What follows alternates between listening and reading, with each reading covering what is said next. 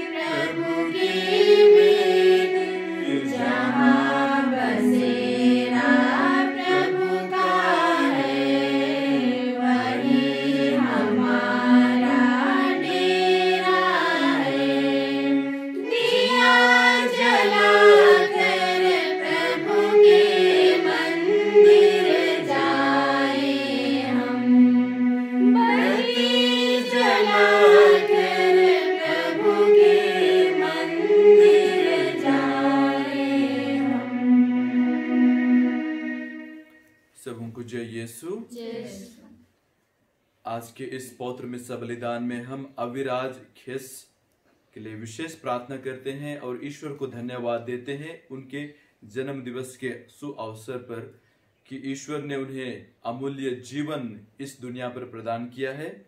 और हम आज विशेष प्रार्थना करते हैं कि ईश्वर उन्हें अपना बुद्धि विवेक और सुस्वस्थ से भर दे, जिससे वह खुशी खुशी इस जिंदगी का यापन कर सके।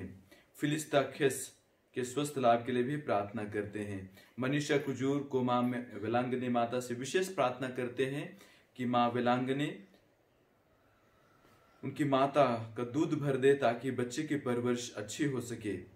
साथ ही साथ हम यहाँ एकत्रित प्रत्येक विश्वासी गण के लिए हम विशेष प्रार्थना करते हैं कि ईश्वर हमारे सभी जरूरतों को पूरा करे, हमारी मनोकामनाओं का पूरा करे। और जो विश्वासी गण दृढ़ विश्वास के साथ आज इस मिस्सा बलिदान में सहभागी हो रहे हैं, प्रार्थना करते हैं कि उनकी मनोकामना भी पूरी होवे।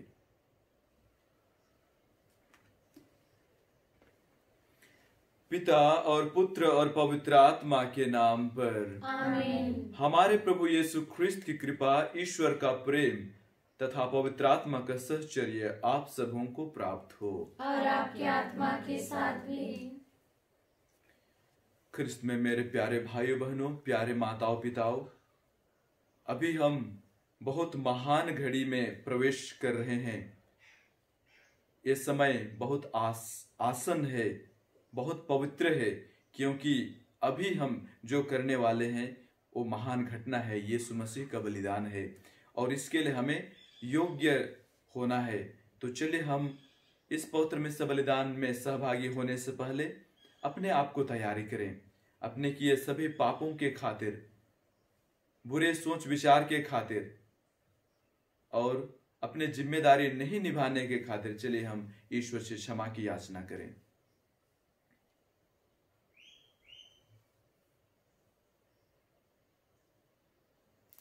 हम सब मिलकर बोलें, हे भाई बहनों, मैं सर्वशक्तिमान पिता परमेश्वर और आप लोगों के सामने स्वीकार करता हूँ कि मैंने मनुष्य और कर्म से और अपना कर्तव्य पूरा न करने से बार बार पाप किया है।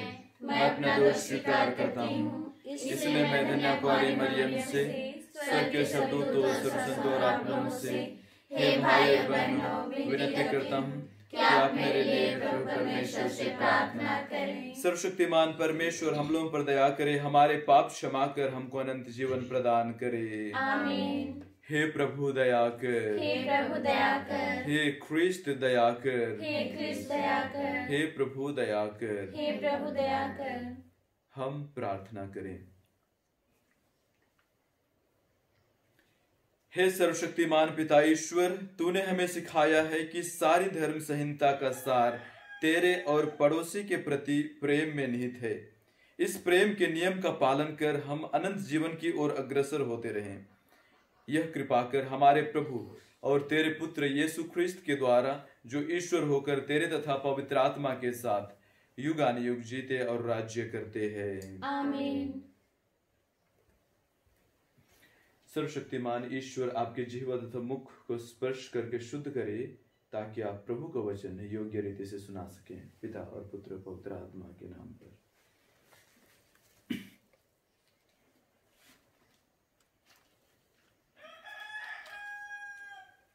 पहला पाठ, उपदेशक ग्रंथ, अध्याय 3, पद संख्या 1 से 11। पृथ्वी पर हर काम अपना समय होता है। पृथ्वी पर हर बात का अपना वक्त और हर काम का अपना समय होता है। जन्म लेने का समय और मरने का समय, रोपने का समय और पौधा उखाड़ने का समय, मारने का समय और स्वस्थ करने का समय, गिराने का समय और उठाने का समय, रोने का समय और हंसने का समय, विलाप करने का समय और नाचने का समय, पत्थर बिखेरने का समय और पत्थर एकत्र करने का समय, आलिंगन करने का समय और आलिंगन नहीं करने का समय, खोजने का समय और खोने का समय, अपने पास रखने का समय और फेंक देने का समय, फाड़ने का समय और सीने का समय, चुप रहने का समय और बोलने का समय, प्यार करने का समय और बैर करने का समय, युद्ध का समय, शांति का समय। मनुष्य को अपने सारे परिश्रम से क्या लाभ? ईश्वर ने मनुष्यों को जो कार्य सौंपा है, मैंने उस पर विचार किया। उसने सब कुछ उपयुक्त समय के अनुसार बनाया है। उसने मनुष्य को भूत और भविष्य का विवेक दिया है। किंतु ईश्वर ने प्रारंभ से अंत तक जो कुछ किया, उसे मनुष्य कभी नहीं समझ सका। यह प्रभु की वाणी है। ईश्वर को धन्यवाद।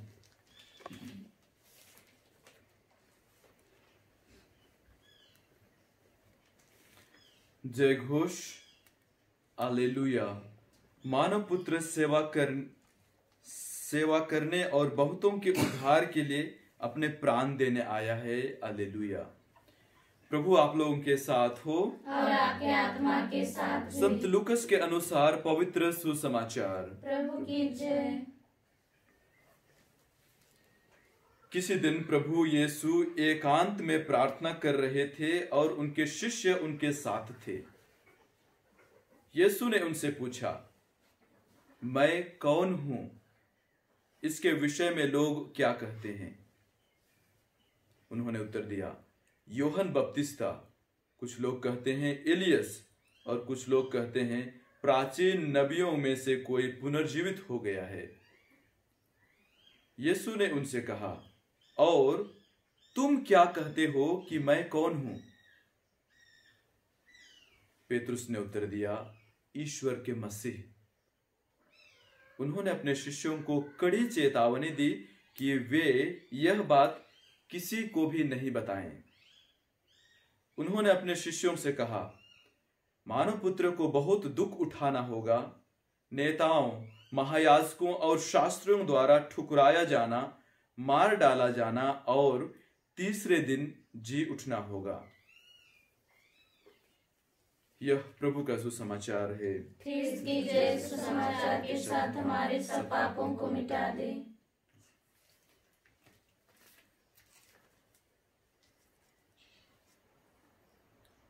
आजकल हम देखते हैं कि जमाना बहुत जल्दी बदलते जा रहा है ना। और इसलिए हमारे पास बहुत ज्यादा कहावत है कि जमाना बदल रहा है, बहुत बदल रहा है, सब कुछ बदल रहा है।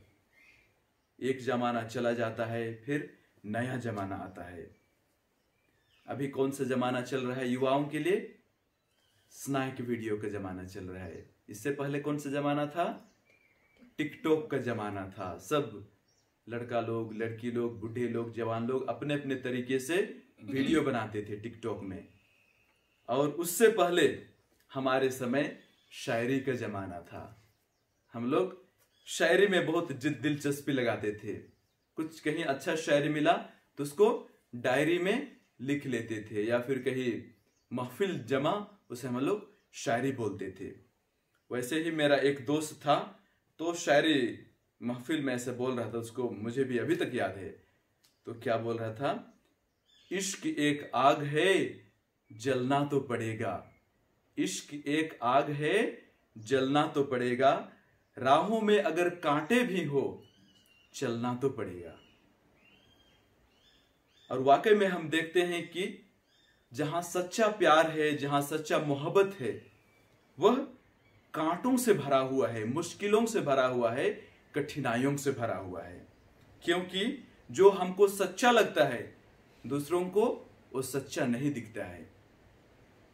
यही सच्चाई का एक रहस्य है।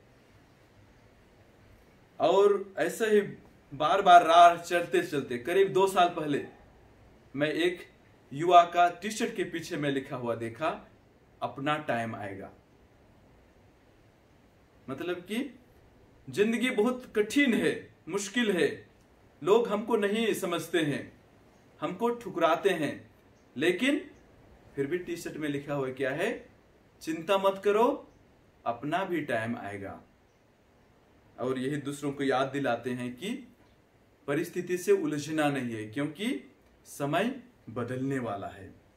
आज हम बहुत सुंदर तरीके से उपदेशक ग्रंथ से हम सुनते हैं, लिखा हुआ है, पृथ्वी पर हर बात का अपना वक्त और हर काम का अपना समय होता है। पृथ्वी पर हर बात का अपना वक्त और हर काम का अपना समय होता है। और इसकी गहराई और इस सच्चाई को समझने के लिए ईश्वर ने हम प्रत्येक मानव जाति को, हम प्रत्येक मानव को बुद्धि और विवेक प्रदान किया है। तर्क वितर्क, सोचने समझने का शक्ति प्रदान किया है, ताकि हम जब इस प्रकार की परिस्थिति आए, हम ना घबराएं, हम विचलित ना हों। प्रभु सब कुछ उपयुक्त समय के अनुसार सुंदर बनाया है। हम बाइबल में पढ़ते हैं, प्रभु सब कुछ उपयुक्त समय के अनुसार सुंदर बनाया है। इसलिए हम सुने बड़ा सा लिस्ट। इसलिए रोपने का समय है, प्रसव करने का समय है और मरने का समय है। रोपने का समय है और उखाड़ने का समय है। गिरने का समय है और उठने का समय है। बहुत बार हम लोग अपने जिंदगी से गिर जाते हैं, समाज की दृष्टि से हम गिर जाते हैं। उस समय हमको याद करना है, हमें उठना भी है, गिरे नहीं रहना है। रोने का समय है और हंसने का समय है।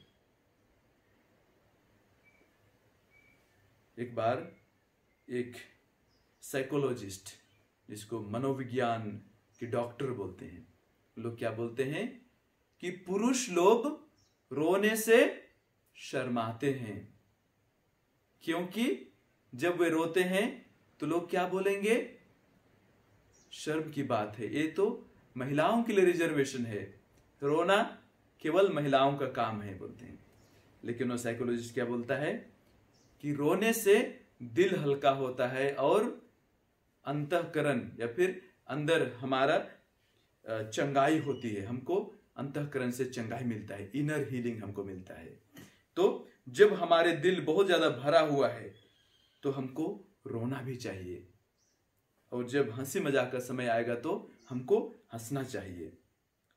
खोजने का समय है और खोने का समय है। सच्चा चीज को खोजने का समय है और बुरा चीज को खोने का समय है। चुप रहने का समय है और बोलने का समय है। सच्चाई को हमको हर जगह नहीं बोल सकते हैं। कभी कभी प्रभु का विवेक हमको क्या बताता है, कहीं कहीं पर हमको चुप भी रहना है, और जब समय आएगा तो उसको बोलना भी है। प्यार करने का समय है और बैर करने का समय है। अच्छाई से प्यार करने का समय है और बुराई से बैर करने का समय है। यीशु हमको बहुत अच्छा उदाहरण अपने प्रवचनों से देते हैं। क्या बोलते हैं? पापी से प्यार करो लेकिन पाप से बैर करो। तो प्यार करने का समय है और बैर करने का समय है। युद्ध का समय है और शांति का समय है। तो इन सभी परिस्थितियों में हमें लगातार एक चीज हमको पूछना है। इन सभी परिस्थिति में जो हम अभी पढ़े, इन सभी परिस्थिति में हम प्रत्येक विश्वासी को लगातार एक प्रश्न पूछना है कि यीशु मेरे लिए कौन है? यीशु इन परिस्थिति में मेरे लिए कौन है? आज यीशु अपने चेलों से यही प्रश्न पूछते हैं कि मैं कौन हूं? लोग मेरे बारे में क्या कहते हैं वो फर्क नहीं पड़ता है, लेकिन तुम मेरे बारे में क्या कहते हो? और पेतरुस क्या बोलता है? आप ईश्वर के मसीह हैं, आप सर्वोच्च ईश्वर के पुत्र हैं। और यीशु उनको शाबाशी देते हैं। लेकिन इसके बाद में यीशु क्या कहते हैं? देखिए, आप कहते हैं मैं ईश्वर का मसीह हूं, आप कहते हैं मैं सर्वोच्च ईश्वर का मसीह हूं, लेकिन मेरा समय को देखिए, मेरा परिस्थिति को देखिए, मुझे किस हाल में गुजरना है। मानव पुत्र को दुख उठाना होगा, नेताओं, महायाजकों और शास्त्रियों द्वारा ठुकराया जाना, मार डाला जाना और तीसरे दिन जी उठना होगा। जिसको आप ईश्वर के मसीह कहते हैं, जिसको आप सर्वोच्च ईश्वर के पुत्र कहते हैं, उसको दुख उठाना होगा, ठुकराया जाना होगा, नेताओं के हवाले किया जाना होगा, पापियों के हवाले किया जाना होगा, उनको मार डाला जाना होगा और तीसरे दिन जी उठना होगा। मतलब कि मसीह का समय जो कि पुनरुत्थान है, इतना कष्ट के बाद आता है। और मसीह क्या बोलते हैं? वैसे ही आपका जिंदगी में भी आपका समय आएगा, वैसे ही आपका जिंदगी में भी आपका समय आएगा। लेकिन इस विषम परिस्थिति में भरोसे के साथ सब्र करते हुए विश्वास में दृढ़ रहना है। खुशी और दुख को सहर्ष स्वीकार करते हुए मसीह को पहचानना है। तो चलिए ख्रिस्त में मेरे प्यारे भाई बहनों, प्यारे माताओं पिताओं, चलिए हम आज विशेष प्रार्थना करते हैं उन विश्वासियों के लिए जो विश्वास में कमजोर हैं, जो विश्वास में नए हैं, और विशेष करके जो अपने विश्वास का बड़ा परीक्षा दे रहे हैं। उनको दुख, कष्ट और तकलीफ का सामना करना पड़ रहा है कि ईश्वर उन्हें उस विषम परिस्थिति में अपना विश्वास में दृढ़ बनाए और उनको इस विषम परिस्थिति में उबर आने के लिए, उनको जीत पाने के लिए उन्हें शक्ति प्रदान करे।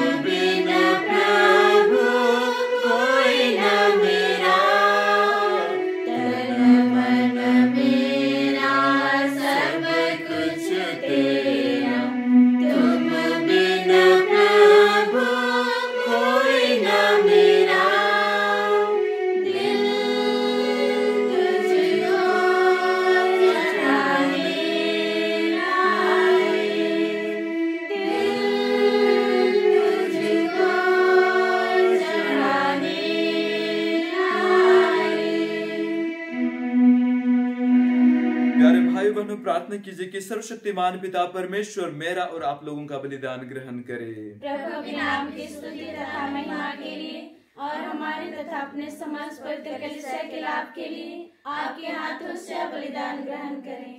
आमीन। हे प्रभु, अपनी प्रजा के ये उपहार दयापूर्वक ग्रहण कर, जो सत्य हम विश्वास के साथ स्वीकार करते हैं, उसे इस पावन यूखरिस्तीय समारोह में ग्रहण भी करें। हम यह प्रार्थना करते हैं अपने प्रभु ख्रिस्त के द्वारा। आमीन।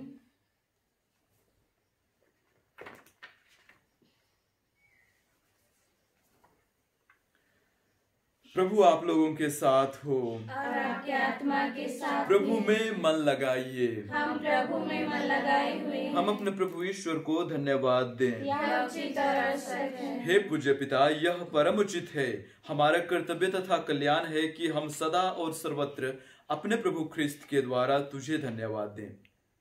इन्होंने पतित मानव पर तरस खाकर कुंवारी माता से जन्म लेने की कृपा की। इन्होंने क्रूस की यातना सहकर हमें अनंत मृत्यु से विमुक्त किया तथा पुनर्जीवित होकर अनंत जीवन प्रदान किया है।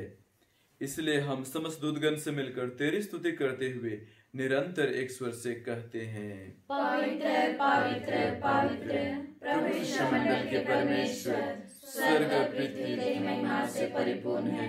स्वर्ग में प्रभु की जय, धन्य है जो प्रभु के नाम पर आते हैं। स्वर्ग में प्रभु की जय। हे परमपिता, तू वास्तव में पवित्र है, सारी पवित्रता का स्रोत है। हम तुझसे निवेदन करते हैं, तू यह उपहार अपने आत्मा के संस्पर्श से पवित्र कर दे कि यह हमारे प्रभु यीशु ख्रिस्त का शरीर तथा रक्त बन जाए। जिस रात को यीशु स्वेच्छा से मृत्यु के लिए सौंपे गए, उन्होंने रोटी ली, तुझे धन्यवाद दिया और रोटी तोड़कर उसे अपने शिष्यों को देते हुए कहा, तुम सब इसे लो और खाओ, यह मेरा शरीर है जो तुम्हारे लिए बलि चढ़ाया जाएगा।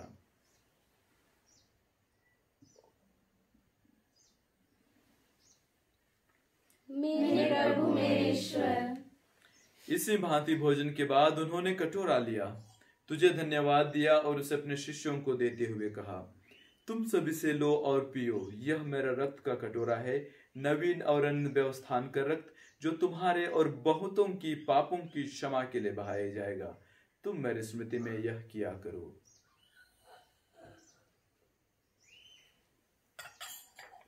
मेरे प्रभु मेरे ईश्वर। यह है हमारे विश्वास का रहस्य। ख्रिस्त मर गए, ख्रिस्त जी उठे, ख्रिस्त महिमा के साथ फिर आएंगे। हे परमपिता, यह आज्ञा मानकर हम अपने प्रभु की मृत्यु और पुनरुत्थान की स्मृति में तुझे जीवन की रोटी और मुक्ति का कटोरा चढ़ाते हैं। हम तुझे धन्यवाद देते हैं कि तूने हमें अपने सम्मुख उपस्थित होने और अपनी सेवा करने का सौभाग्य प्रदान किया है। हमारा नम्र निवेदन है कि हम सब जो ख्रिस्त का शरीर तथा रक्त ग्रहण करते हैं, पवित्र आत्मा के द्वारा एकता के सूत्र में बंधे रहें। प्रभु और हमारे संत पिता फ्रांसिस, हमारे धर्माध्यक्ष पत्रस मिंच, हमारे superior general Michael Cochran, regional superior Silva Raj Manchanapalli और सभी याजकों के साथ विश्व भर में फैली अपनी कलीसिया की सुधि दे तथा इसे प्रेम में सिद्ध बना दे। हे प्रभु, हमारे उन भाई बहनों की भी सुधि ले जो पुनरुत्थान की आशा में परलोक सिधार चुके हैं। और आज हम विशेष करके हमारे मिलिल भाइयों के लिए प्रार्थना करते हैं। Father Francis Altman, father William Hallam, हमारे परिवार से गुजरे हुए सभी मृत आत्माओं की शांति के लिए तथा कोरोना वायरस की महामारी से गुजरे हुए मृत आत्माओं की शांति के लिए प्रार्थना करते हैं। हे प्रभु, उन्हें और सभी मृतकों को अपने पुण्य दर्शन का सौभाग्य प्रदान कर।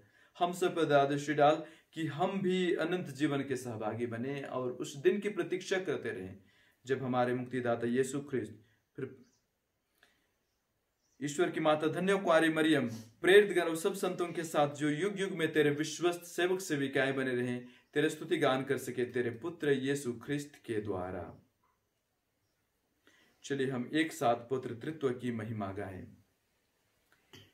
इन्हीं प्रभु ख्रिस्त के द्वारा, इन्हीं के साथ और इन्हीं में, हे सर्वशक्तिमान पिता परमेश्वर, पवित्र आत्मा के साथ तुझे समग्र तथा महिमा युगानुयुग सुख मिलती रहती है। आमीन, आमीन,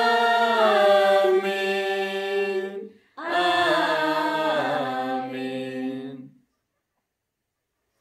हम सब मिलकर पिता परमेश्वर से प्रार्थना करें जैसे प्रभु यीशु ने हमें सिखाया है। हे हमारे पिता जो स्वर्ग में है, तेरा नाम पवित्र किया जावे, तेरा राज्य आवे, तेरी इच्छा जैसे स्वर्ग में है वैसे इस पृथ्वी पर भी पूरी होवे। हमारा प्रतिदिन का आहार आज हमें दे, और हमारे अपराध हमें क्षमा कर जैसे हम भी अपने अपराधियों को क्षमा करते हैं, और हमें परीक्षा में ना डाल परंतु बुराई से बचा। हे प्रभु, हम तुझसे प्रार्थना करते हैं, सभी बुराइयों से हमें बचा और इस जीवन में हमें कृपा पूर्वक शांति प्रदान कर।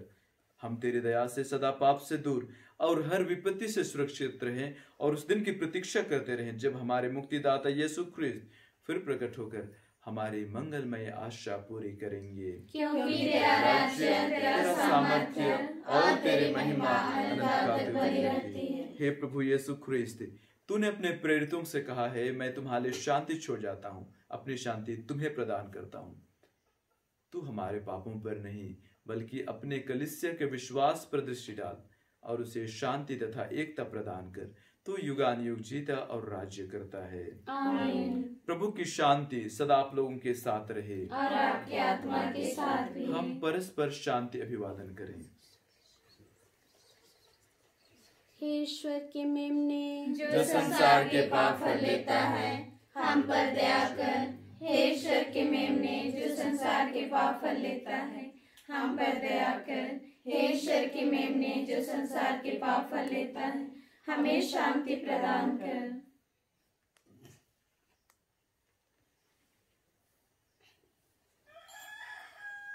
देखिए, ईश्वर का मेमना जो संसार के पाप फर लेता है, ये वही प्रभु है जो हमें बोलता है, याद रखो मैं संसार के अंत तक सदा तुम्हारे साथ हूं। आपकी दुख तकलीफ संकट कठिनाइयों और विपरीत परिस्थिति में आपके साथ हूं। धन्य है हम जो प्रभु के इस पवित्र भोज में बुलाए जाते हैं। हे प्रभु, मैं योग्य नहीं हूँ कि आप मेरे यहाँ आवे, किंतु किंतु एक शब्द कह दीजिए और मेरी आत्मा चंगी हो जाएगी। ख्रिस्त का शरीर तथा रक्त अपने जीवन के हमारे रक्षक करते रहे।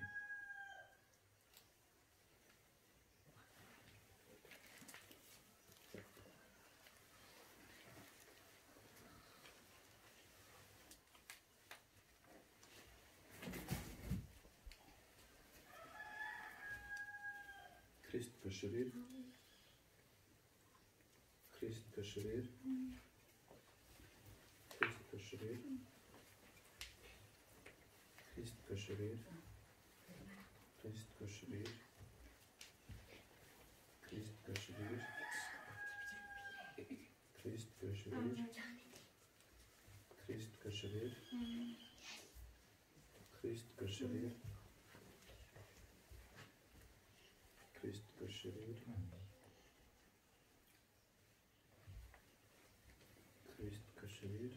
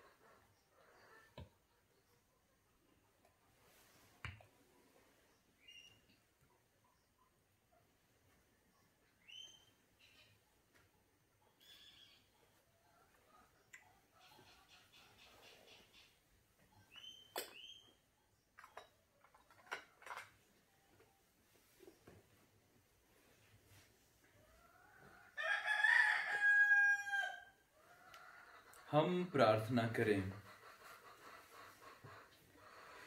हे प्रभु, जिनको तूने परम प्रसाद दिया है उनका सहायता भी सदा किया कर। पावन यूखरिस्त का समारोह मनाते समय हमें तेरी दया से मुक्ति का फल प्राप्त होता रहे, यह कृपा कर हमारे प्रभु ख्रिस्त के द्वारा। आमीन। प्रभु आप लोगों के साथ हो और आपके आत्मा के सर्वशक्तिमान परमेश्वर पिता और पुत्र और पवित्र आत्मा आप लोगों पर उतरे और सदा बना रहे। आमीन। आप लोग विदा लें। प्रभु की शांति सदा साथ रहे। ईश्वर को धन्यवाद। पिता और पुत्र और पवित्र आत्मा की महिमा हो। जैसे आदि मिथ्या भरणम काल सदारी के आमीन। हे संत मरिया हमारे लिए प्रार्थना हे कीजिए। संत जोसेफ हमारे लिए प्रार्थना हे कीजिए। बशर की माता अच्छे स्वस्थ की रानी हमारे लिए प्रार्थना कीजिए। मृत सभी विश्वासों की आत्माएं परमेश्वर की दया शांति में निवास करे। आमीन। क्रूस का चिन्ह